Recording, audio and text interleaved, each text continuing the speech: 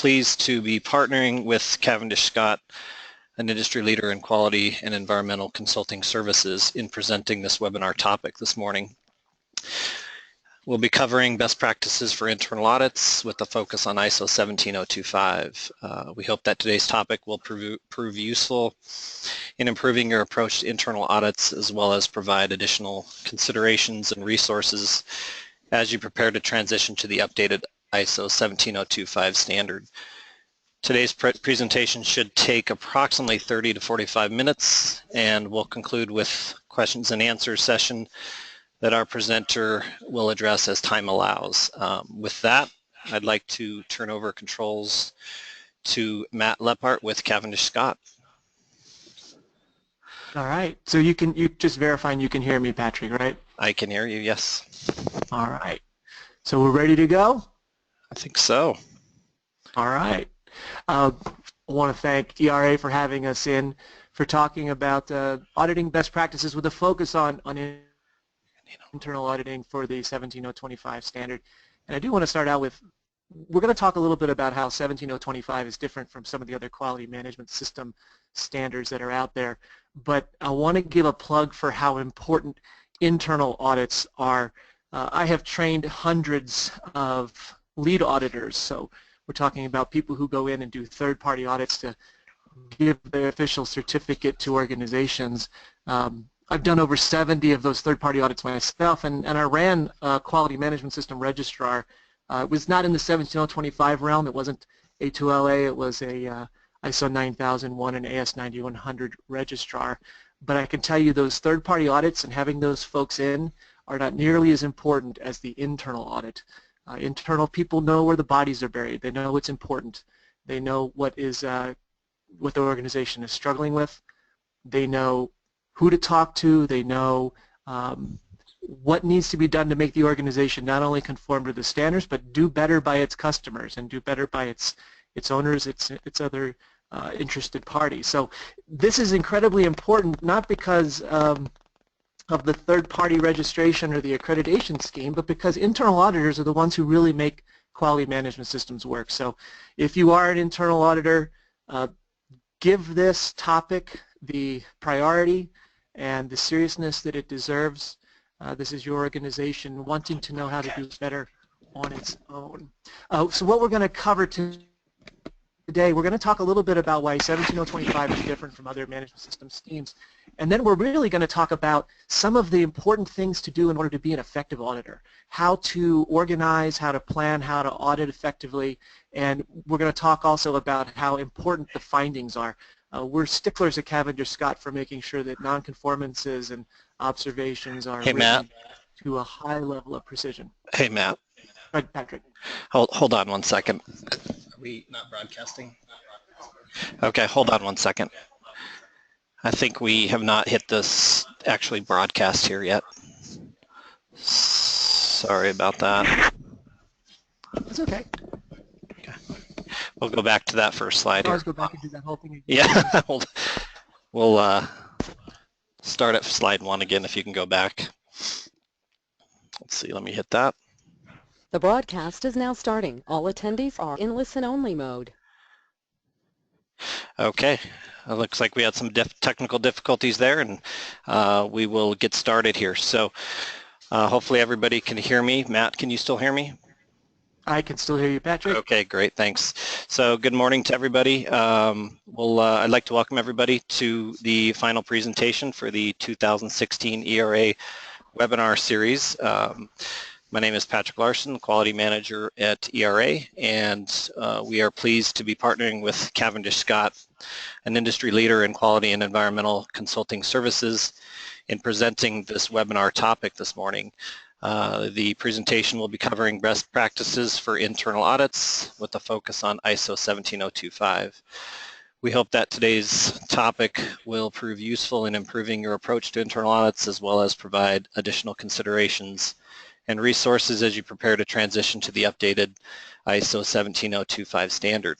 Today's presentation should take approximately 30 to 45 minutes and will conclude with a questions and answers session that our presenter will address as time allows.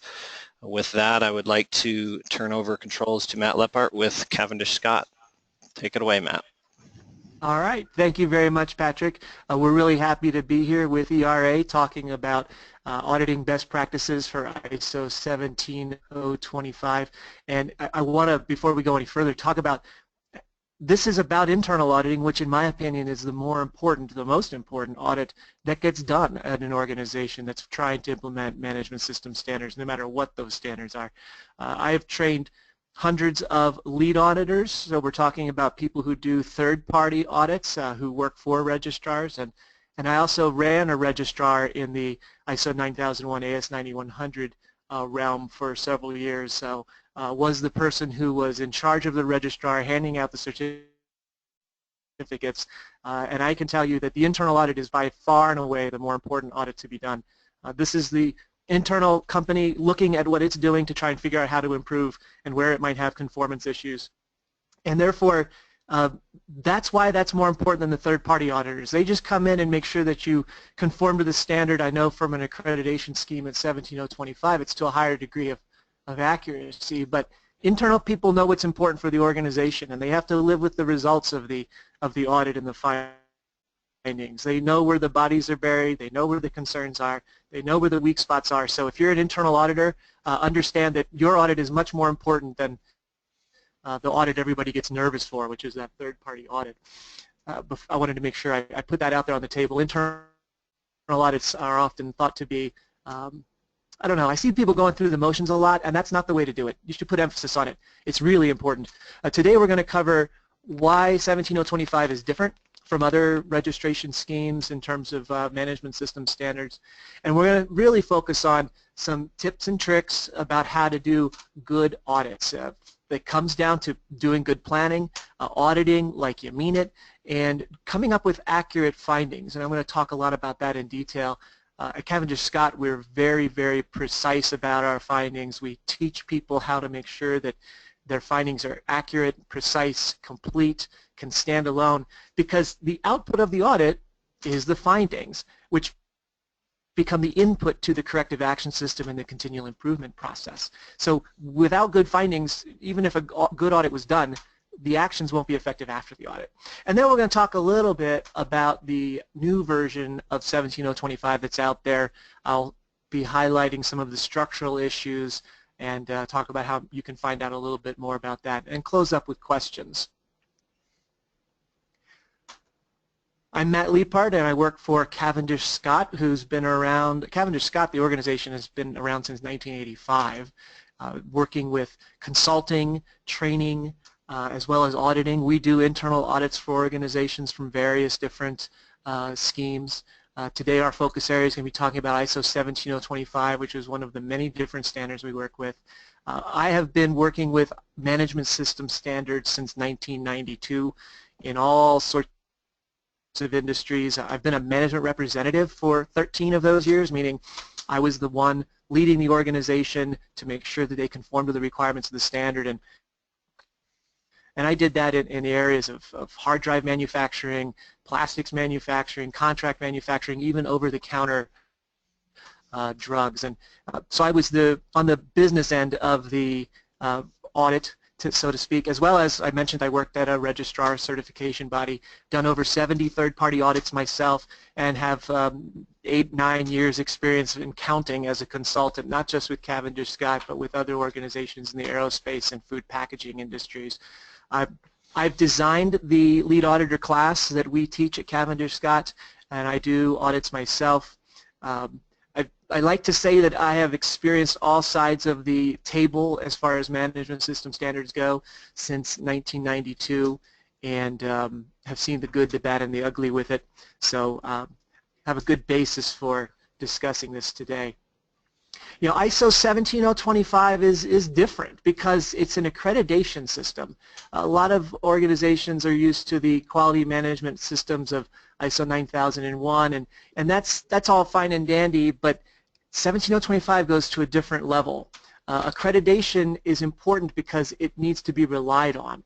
This isn't just about good is good enough. It's about making sure that it doesn't, nice ISO 9001, it establishes that processes exist, they appear to be effective, but in accreditation, the auditing verifies that they are indeed effective and that the design of the process controls themselves won't fail. And the controls have to be stronger in this case.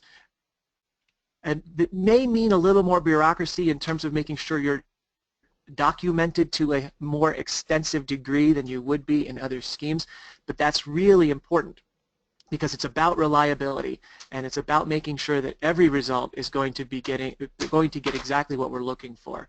And from that point of view, internal auditing needs to be done with this in mind as well.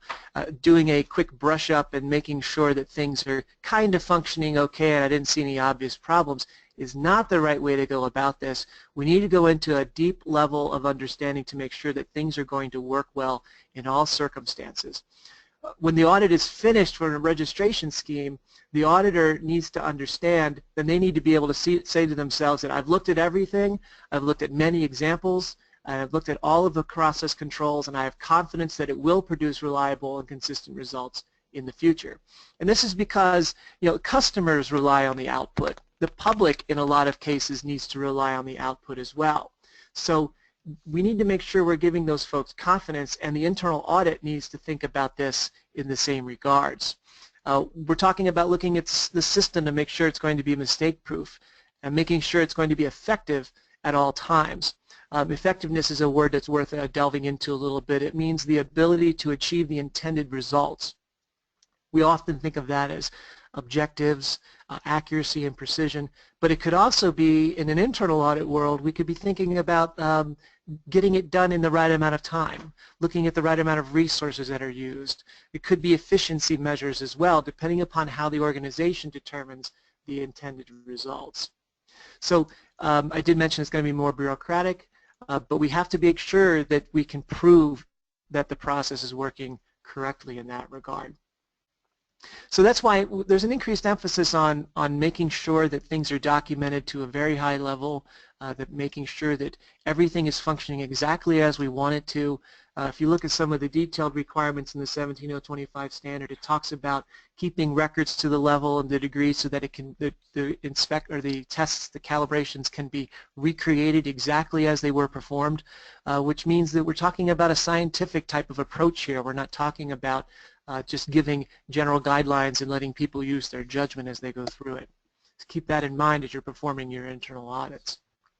Now, when it comes to planning and preparation, I want to make sure we're parsing those apart. Planning is different than preparation. Planning is about the audit manager preparing for the audit, selecting the audit team, establishing the audit program.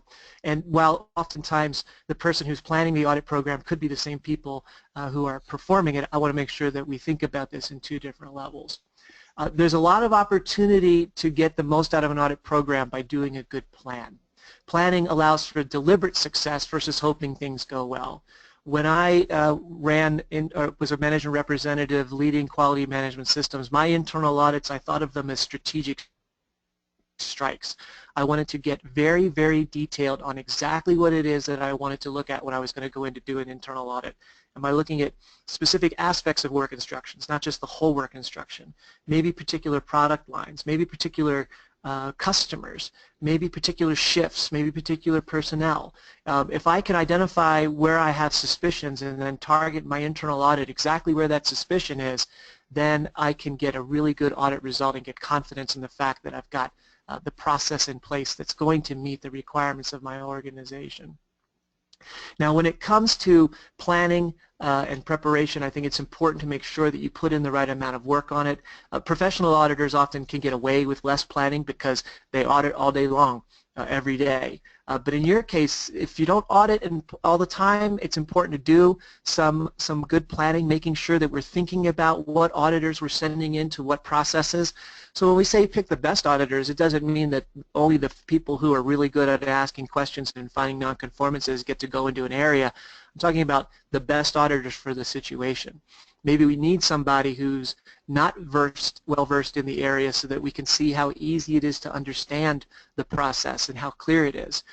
Perhaps if it is something that we have a high level of expertise that's required, we do want to send in people with a high level of technical expertise. It might be worth providing some refresher training before the audit process occurs every year. Some organizations batch their audits up into an intense period of time, like maybe all audits get done in a 2 or 3 week period. Well, if that's the case, or if your auditors haven't done it for several months, it might be worth a refresher training session, even if it is 2 or 3 hours, to remind them of the process and the intent, and then have them answer questions. You could also have a situation where the auditors are provided their assignments and given some time to prepare, and then we have a session right before the audit where they can ask some clarifying questions about the objective and the scope. But make sure that you allow time for the preparation to happen after the planning phase. One of the things I like to tell people, especially if they don't audit all the time, is my rule of thumb is they should spend about twice as much time preparing for the audit as they will be auditing. So if it's a 3-hour audit, they should plan for about 6 hours of preparation before they go in and do the audit. Now, that's a rule of thumb. We may find that it only takes 3.5 hours to get it done, but if we haven't allocated 6 hours, we may not find that 3.5. Just make sure that I find that the people who go in without doing a particular planning and preparation spend most of their time just trying to understand what they're auditing instead of actually doing the audit process itself and getting the objective evidence.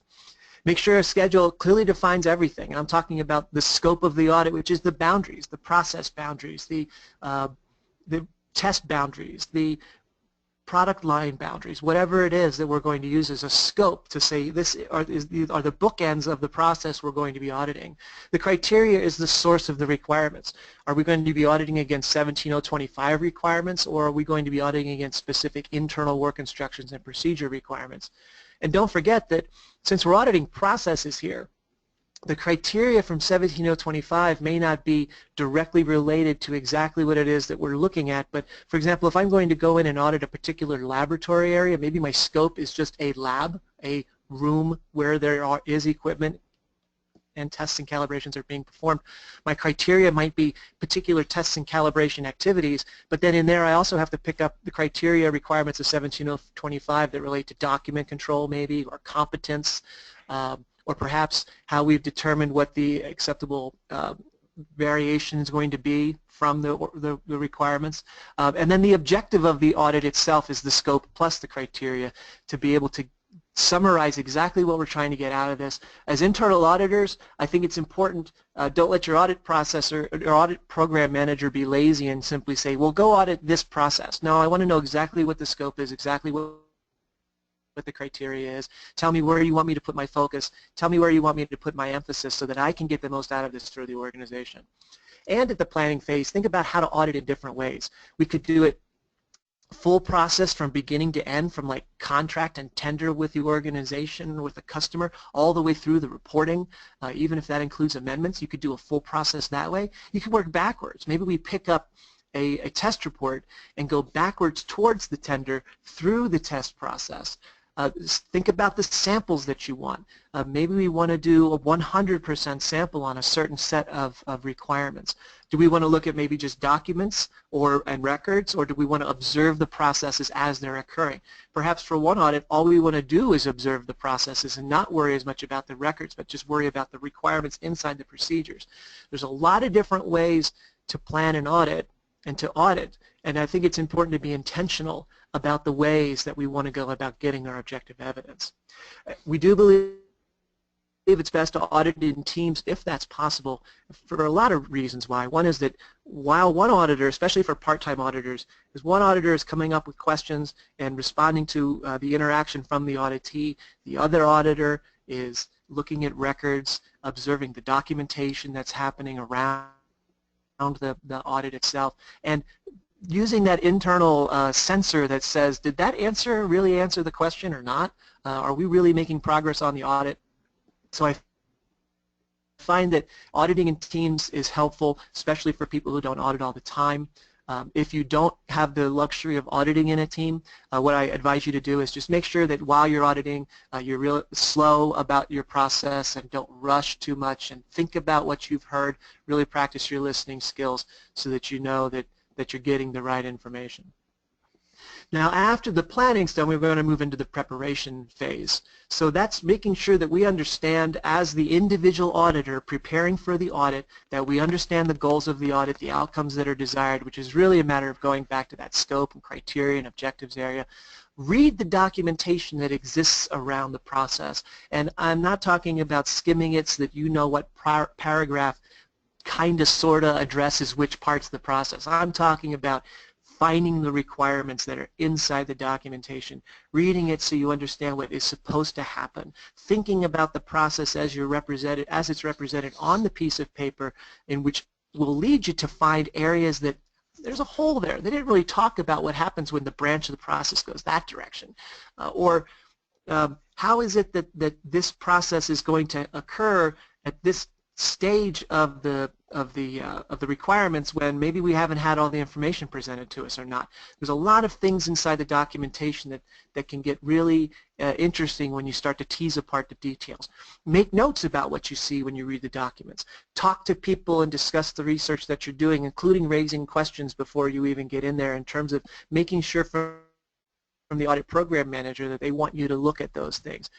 Research is really paramount. Even if if you're not familiar with the area that you're going to be auditing, if you have a chance to go into that area, meet the people beforehand, get a feel for the physical area, how the process happens, what the pace of operations is in there, without starting your audit, without asking questions, just getting a feel for the area, I think that's really, really important.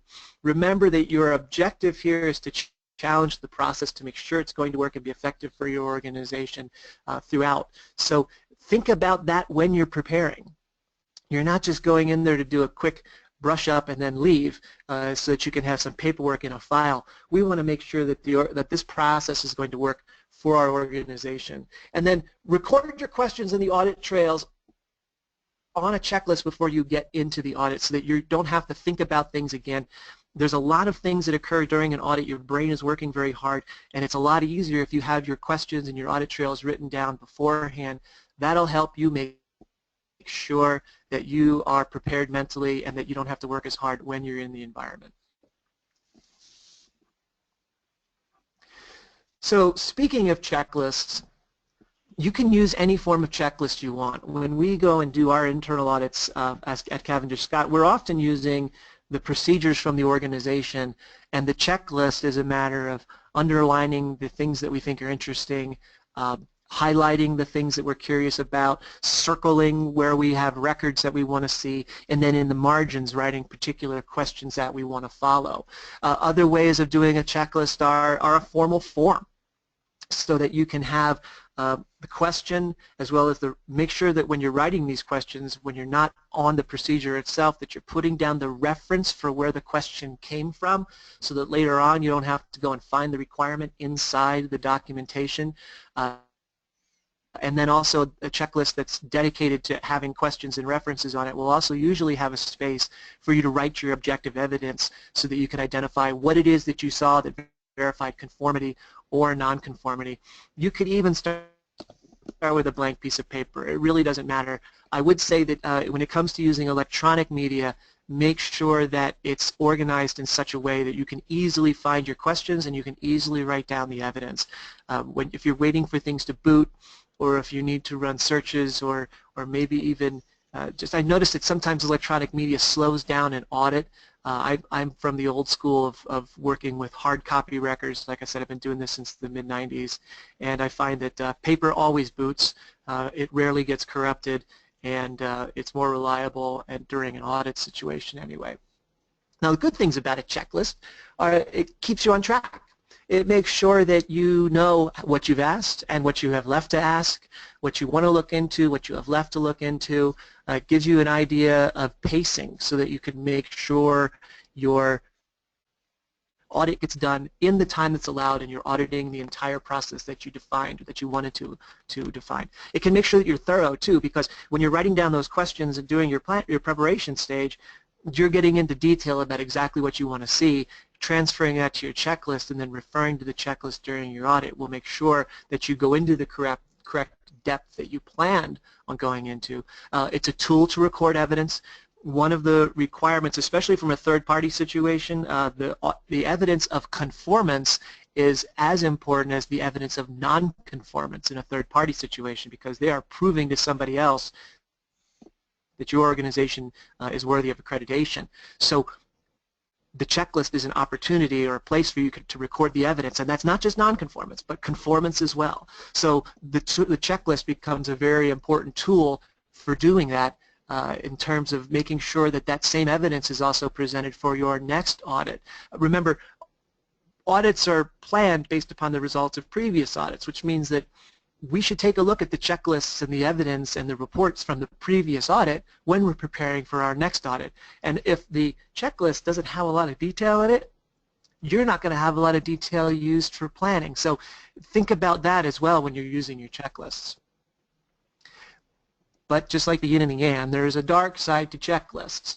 And make sure that you avoid these types of things, or that when you're using your checklist you can avoid these cons, which is that if you stick to the checklist too much, you're not really going to be following your curiosity. You're not going to be exploring the things that come up during the audit that you weren't planning on having come up.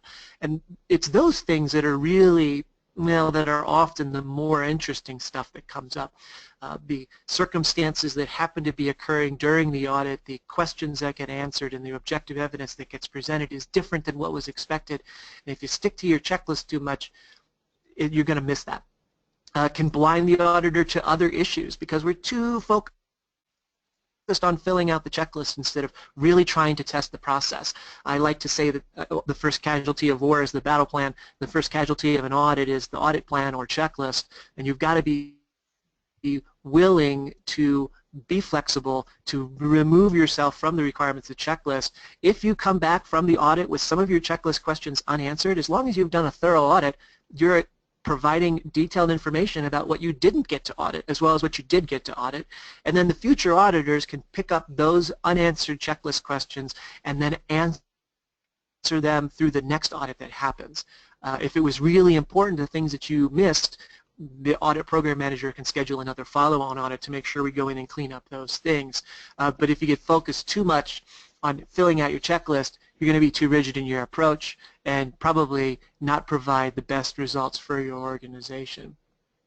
Now, we don't like to use canned questions.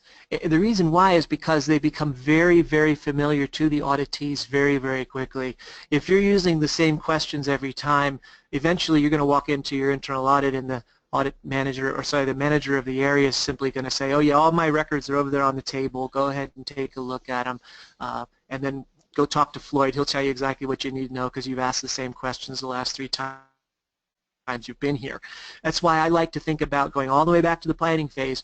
What is the detailed scope? What is the detailed criteria? What are we trying to get out of this audit this time based upon what we know is going on in the process?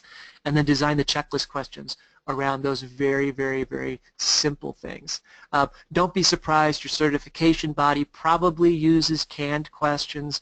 It's an accreditation issue that's related to them meeting their requirements up above. As internal auditors, we shouldn't be following their practices. We should be following ours that are most important. So be aware if you find any of those things, those canned checklists out on the internet. You can use them to a certain degree, but I would not rely on canned checklists. When it comes to auditing, I like to talk about having energetic auditing. We focus on being thorough, being precise, being complete. When we are done with our internal audits at the end of the day, we're driving away, we're talking to each other on the team about, were we thorough? Did we talk to a lot of people? Did we interview everybody who was involved? Did we look at a lot of records? Did we cover the process from beginning to end? And at the end of the day, do they feel like they were audited?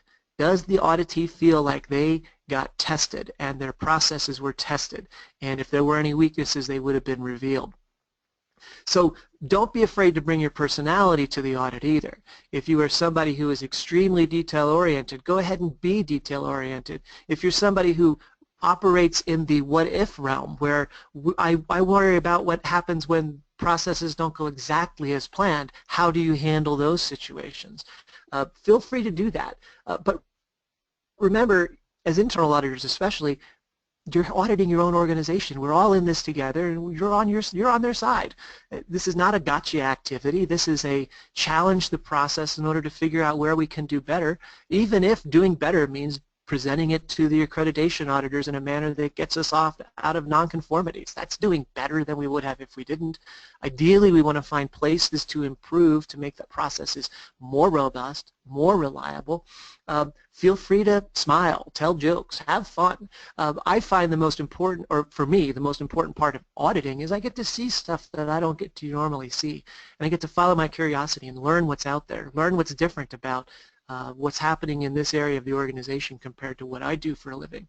If you're interested in that regard, other people will be interested in helping you get through your audit and get it completed.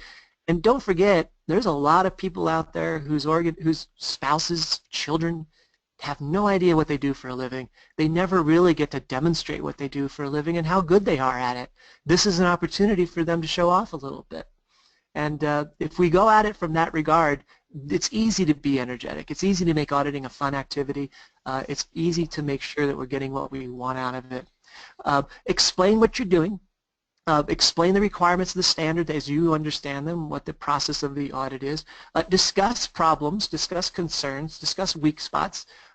Not everything has to show up in the audit report. We want to be thorough. We want to show we did an audit. But if somebody who's a supervisor in an area is afraid to reveal something to you because they're afraid it's going to get written down and some auditor is going to come in and catch them on it, well, you can assure them that you're on their side and you're going to make sure that the process is taken care of while you're auditing and making sure that you get the requirements taken care of also. But we're auditing the process. We're not auditing the requirements. We want to make sure the requirements are covered during preparation. What I mean is processes of inputs, activities, and outputs and controls in the middle of them, and then the requirements of the standard define how the process is achieved. You're not going to go in someplace and say, I'm going to now audit your accommodation and environmental conditions. No, you're auditing a particular test or a calibration, and that includes auditing of the accommodation and environmental conditions as you come across them. So make sure your focus is on the process.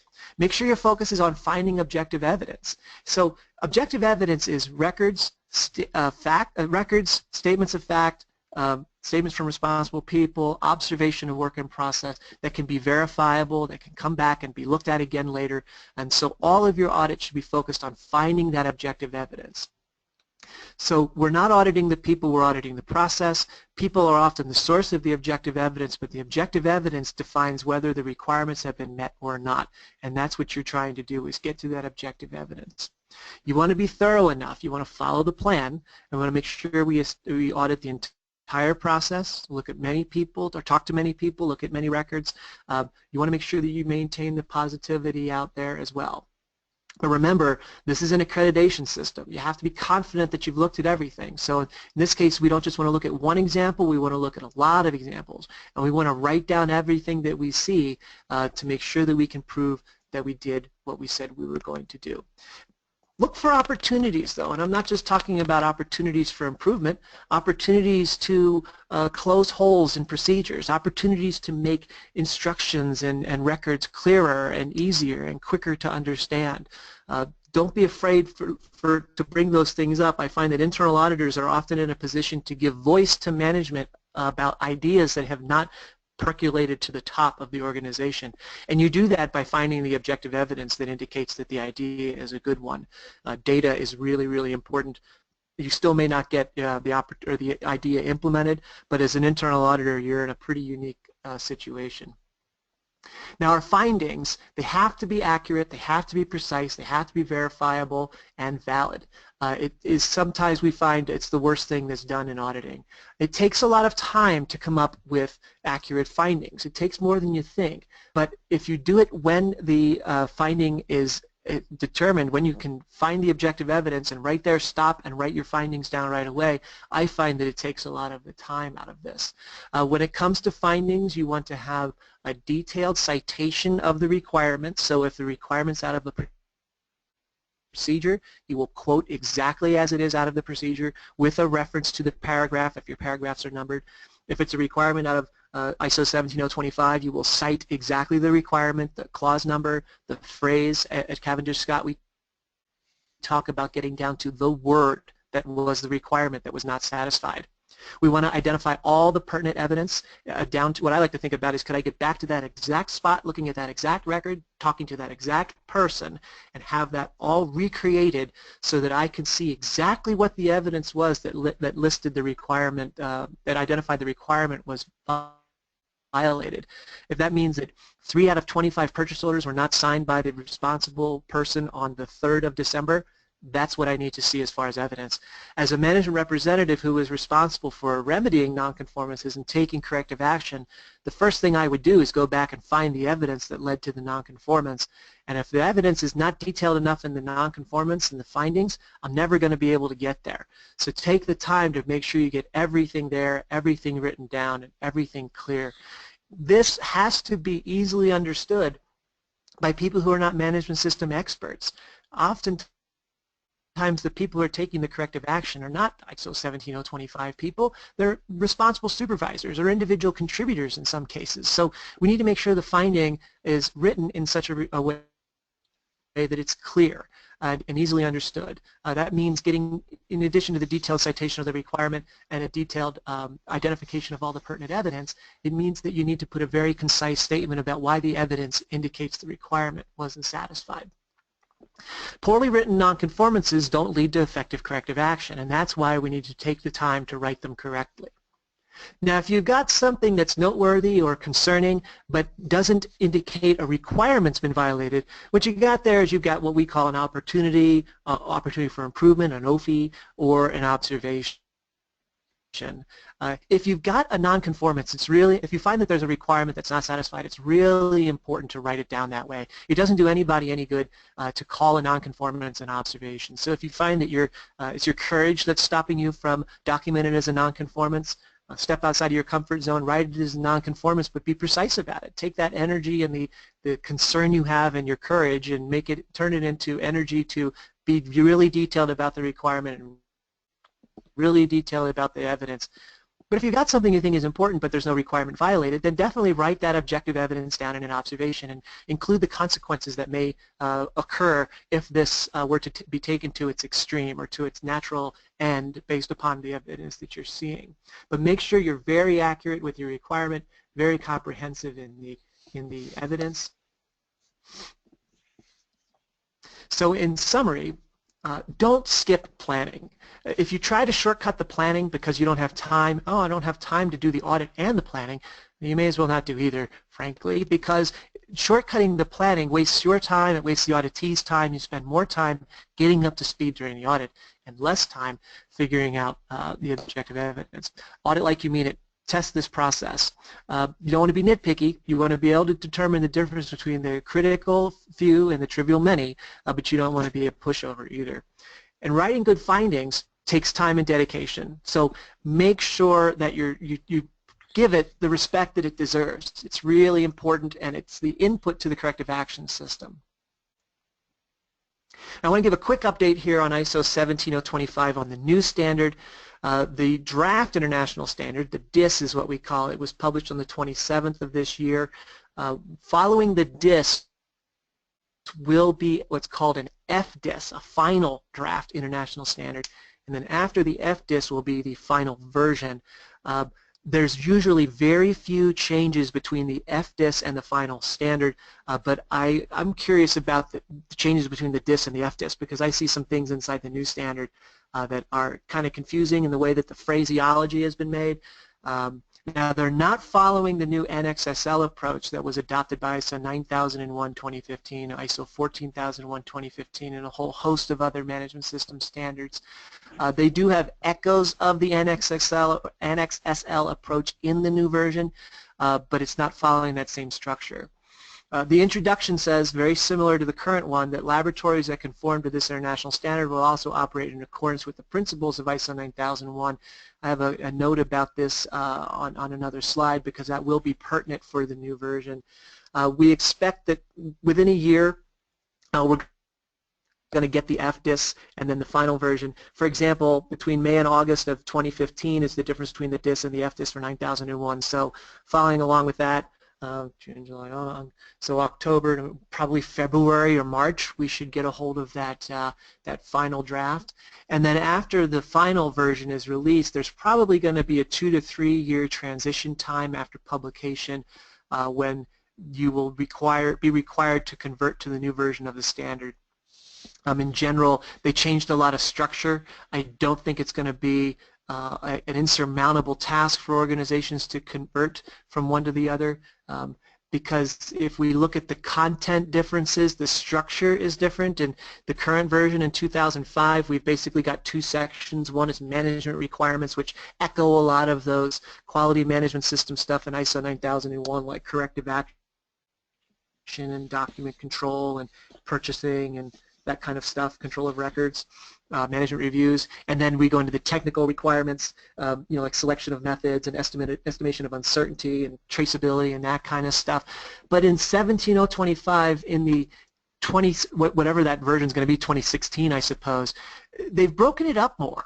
General, structural, resource, process, and management being at the end, and they've taken some of these requirements and just kind of reshuffled them, trying to follow this new structure.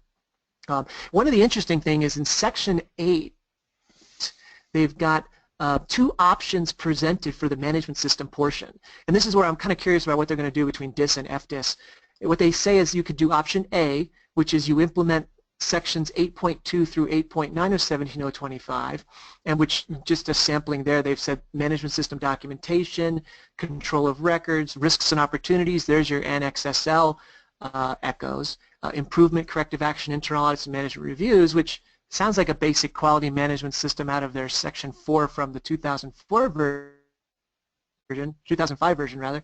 But then they say you could do option B, which is a laboratory that has established and maintains a management system in accordance with the requirements of ISO 9001 and capable of supporting and demonstrating the consistent fulfillment of the requirements of clauses 4 to 7 also fills at least the intent of the management system section requirements 8.2 to 8.9. And so they're kind of, to me it sounds like you're either going to be ISO 9001 registered or implement sections 8.2 to 8.9, but they don't come right out and say that. So I'm curious about if they're going to clean up some of that phraseology. Also, some of the changes, there's more details about impartiality and confidentiality in the new version compared to the old one. I find that in general the requirements are stated in a more one-by-one manner, where they've taken the requirements and broken them out to be easier to see in declarative statements instead of the long paragraphs that they have in there now. I noticed that in the new version, in the DIS version anyway, they have some requirements that were eliminated. Specifically, I don't see a job description requirement anymore. They've added the risks and opportunities section in 8.5, but it's not to the same level of detail that exists in other Annex SL-based standards. But in general, it's not a whole bunch of additional requirements that I see. It's some differences, it's some changes, it's some clarifications, but I think that organizations, from what I can see based on the DIS, converting to 17025, the new version, is going to be easier than what people have been having to go through for conversion of 14001 to its new version. Now, we do have, we're planning on doing a webinar of our own on February 7th for this. Here's information about how to get to that. We want to focus on the new version of 17025, where I'll go into more depth about those changes that exist. That does it for my official prepared comments here. I think I'm pretty good on time, Patrick. You can let me know if we need to cut this off early, but this is who we are. We do consulting to many sorts of different management system standards and internal auditing as well. You know, it might be worth having somebody like us in once every 3 years just to do a quick internal audit of you to get some different eyeballs on it. But we're also available to answer questions. Back one of the slides before, my email address is ml@cscave.com. We answer questions all day long from people who are looking for just some general guidance. Do we have any questions, Patrick, from the folks out there? Thank you, Matt. Looking right now, and I do not see any questions coming in. We'll give it a few minutes. Well, auditing is one of those topics where everybody has a burning question. They just don't know Okay, it. yes, we have a question here. It says, do you have experience with the NELAC Institute requirements? No, I don't specifically. Maybe there could be a follow-on of exactly what, I mean, if in terms of auditing, we like to say that it doesn't matter what the standard is, you can use the same approach to auditing. You have to find the requirements, plan, and prepare. But that may not be what the question was about. So more detail, and I can tell you what I do know, but I don't have any specific knowledge around that standard. All right, thank you. Strike one, I suppose.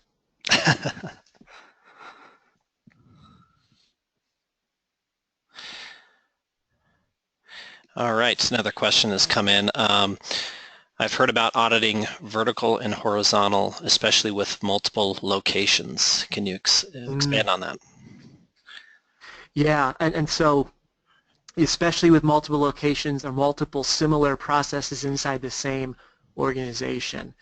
You know, a vertical audit might be taking one of the, if this is my understanding of vertical versus horizontal anyway, I take one location, one process, and audit from beginning to end focused inside that organization, that location, that process where it's occurred. Or horizontally, I would take an aspect of the process and look at that same aspect across different locations, different processes to see if I've got consistency within each location for that given particular part of the process. You know, there are advantages and well, actually there's advantages in each. I don't think there's a disadvantage in doing one way or the other. I think what's important from an auditing point of view is that determination about whether we're going to use a vertical approach or a horizontal approach needs to be defined at the planning stage with intent. There's a lot of power that exists if we were to simply say, I'm concerned about consistency in this one aspect of our process as it's practiced at multiple locations. Oftentimes what you're going to hear from those different locations is, well, we can't do it the way everybody else does because of X, Y, Z, because of our customers, because of our infrastructure, because of our technology, because of our management, because of our budget, whatever it is. When you're doing that horizontal audit, that's what you get is a lot of excuses sometimes around the consistency part of it. And in some cases, that's okay. Maybe it is okay to vary from a particular parameter given a right justification. And that's why I say at the planning stage it's important to establish not only what is our approach, is it going to be vertical or horizontal, but why, and how much variation from the defined method is allowed and is allowable. And you might end up sending out the audit teams with that particular, it could be a matter of not sending the audit team out looking for definitely conformance or not, consistency or not, but hey, audit team, tell me how much consistency there is. Tell me what the consequences would be, or what difficulties we're experiencing because of the lack of consistency. So I'd say that, you know, from a vertical point of view, we're really making sure that any given location, any given process is effective in achieving its intended aims. A horizontal look can give you some idea regarding consistency in the organization as a whole, and it could also be used to find some best practices where one location can benefit from the learning of another location. Now, when you're doing the horizontal audits, in terms of you're sending an audit team out to check one location or process against others, you are going across boundaries between where people have ownership of their processes. And so I believe it would be really important from that regard for the internal auditors to emphasize the intent of the audit, that we're not trying to handcuff people and prevent them from being effective. We're trying to learn about the different various ways of doing things that are out there and how to do it better, how the organization can benefit, promote best practices that exist from one to the other. So I'd say you don't have to worry about when you're doing a vertical audit, but from a horizontal auditing point of view, you want to make sure that everybody understands the intent, and that that way the auditee will be more likely to divulge exactly what's happening in the process. They could get kind of, they could hold their cards close to their chest if they think that the result of the audit is going to be used to limit their flexibility and their own agency over what it is that they own for a living. Okay, thank you, Matt. We've got another question that rolled in here. What is a good approach for auditing technical competence in the laboratory? technical competence in the laboratory. Well, if I'm looking at the 2005 version, that's section 5.2. Where we're talking about personnel, ensuring the competence of the people.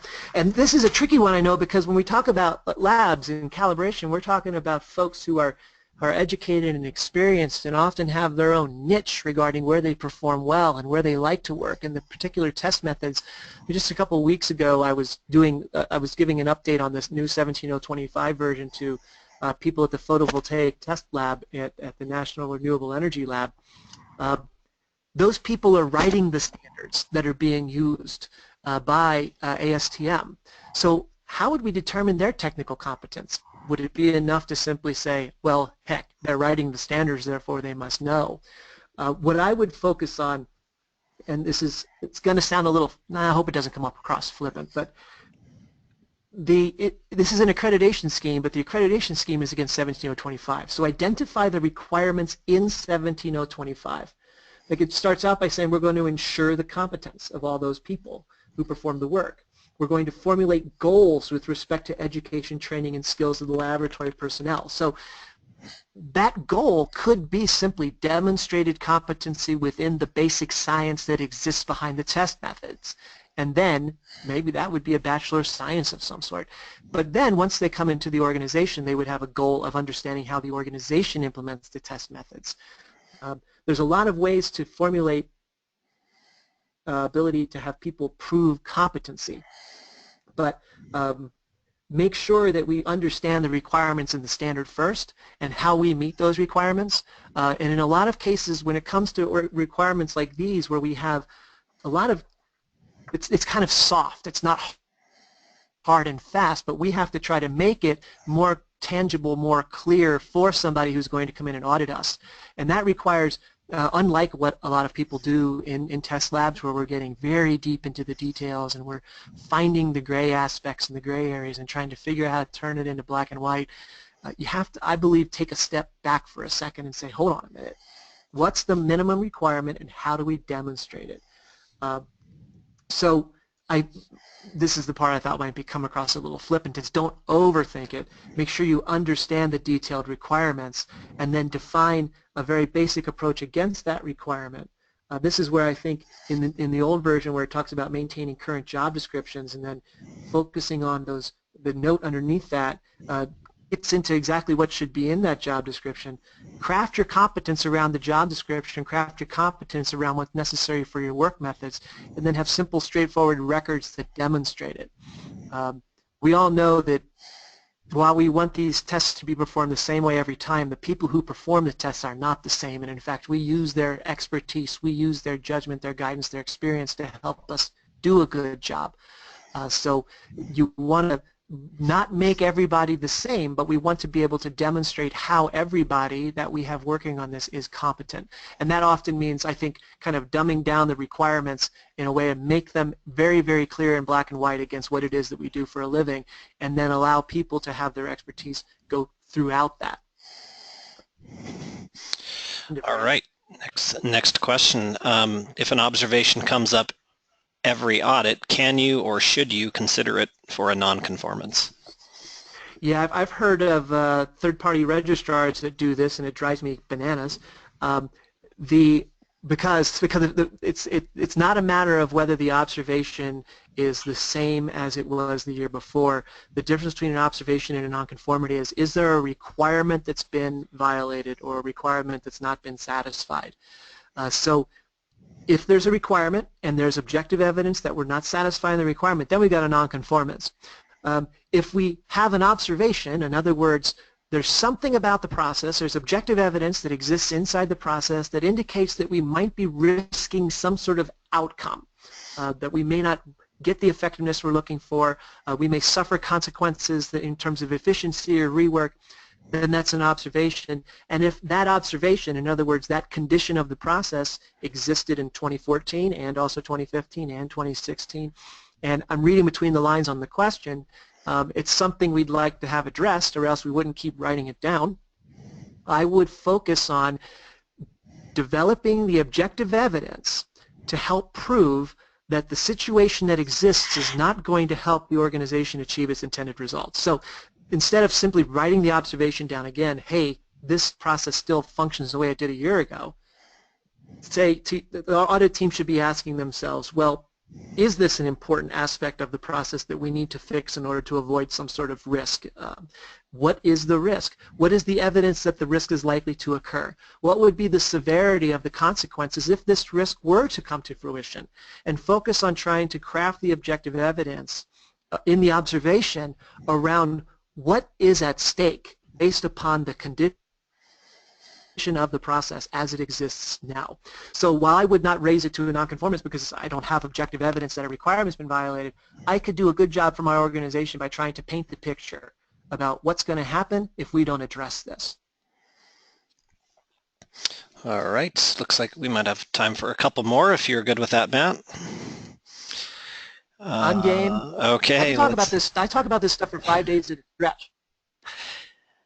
Next question then. Well, do you recommend that labs have people with certain areas or sections auditing their own areas, or is it better to have individuals of other sections go in and audit to get more of an unbias to the audit? Well, and another thing that we do at Cavendish Scott is we don't guess at the requirements. So I'm going to look it up right now in the section 414 of 17025, and then I'll give you my my opinion. So such audits shall be carried out by trained and qualified personnel who are, wherever resources permit, independent of the activity to be audited. So if resources permit, I better be sending in independent people, or my accreditation auditors are going to be calling me out on it. So I would say the minimum is let's get people auditing the processes that they do not work in at a minimum, because that's going to keep that accreditation auditor off our backs. However, there's a lot of advantage in sending in people who work inside areas and to audit those own areas, as long as we can make sure we've got objectivity and that we're not grinding an axe. So I would make sure I've got independent people going in first, and then if I want to augment that audit team with some folks who are more familiar with the processes and in fact maybe even work in the processes, I would send them in as well. We could do that together with an audit team that has representatives from both constituencies, or maybe I do the totally independent one, and then 3 or 4 months later, with a more precise audit maybe, I can really narrow the scope down to exactly where I'm concerned. I could send in the people who work in the operation. There's advantages and disadvantages with both.